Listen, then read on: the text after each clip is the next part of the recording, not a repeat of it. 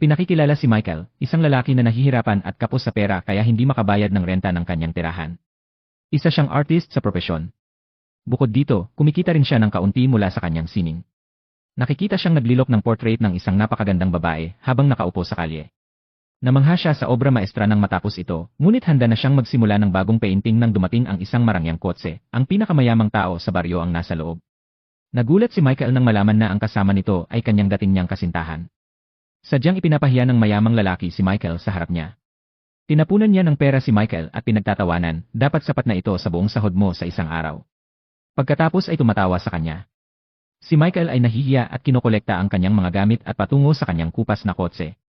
Sa totoo lang, mahirap sabihin kung siya ba ang nagmamaneho nito o ang kotse ang humihila sa kanya. Bumalik si Michael sa kanyang baryo, isang lugar na puno ng mga artist, mga galerya, at mga tahanan ng mga pintor. Maaari mo itong tawagin isang kanlungan para sa mga artista. Habang pauwi, nakasalubong niya ang may-ari ng bahay na humihingi ng overdue na upa. Pagod na, itinapon ni Michael ang pera sa upa sa mukha nito. Bago siya makahakbang palabas, sinabi ng may-ari ng bahay, iyon ay para lang sa nakaraang buwan. May utang ka pa sa buwang ito. Sagot ni Michael nang walang pakialam, babayaran ko na lang mamaya. Na ikinagalit ng may-ari ng bahay sapat upang magtapon ng bote ng tubig sa kanya. Ngayon, aasahan mo siguro na ibabalik ito ni Michael, di ba? Hindi. Ang mabait na si Michael ay kinuha ang bote at mahinahong inilagay ito sa kanyang koleksyon. Nangungulekta at nagbebenta siya ng mga plastik na bote tuwing katapusan ng buwan. Pagkatapos, binisita ni Michael ang gallery na kanyang pinapangarap, isang lugar na nais niyang ipakita ang kanyang mga likhang sining. Sa isang araw. Tulad ng bawat araw, lapit siya sa may-ari ng gallery at hinihiling na sagutin ang kanyang pagpipinta.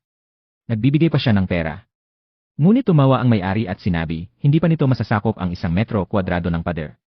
Iniwan niya si Michael at umakyat sa itaas. Sinundan siya ni Michael, nagmamakaawa na ipakita ang kanyang pinta. Malamig na sagot ng may-ari, basura ang sining mo, Michael.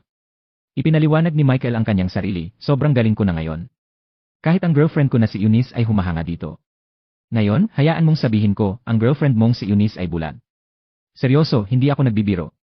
Nawalan siya ng paningin dahil sa problema sa matataon na ang nakalipas. Tumawa ang may-ari ng gallery.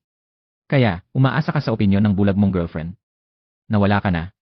Pagkatapos ituro niya ang isa pa pagpipinta ng isang patatas at sinasabi, ngayon ito, kapag tiningnan ko ito, talagang nakakararamdam ako ng gutom. Ganun kasigurado ang itsura nito. Si Michael, na nadurog,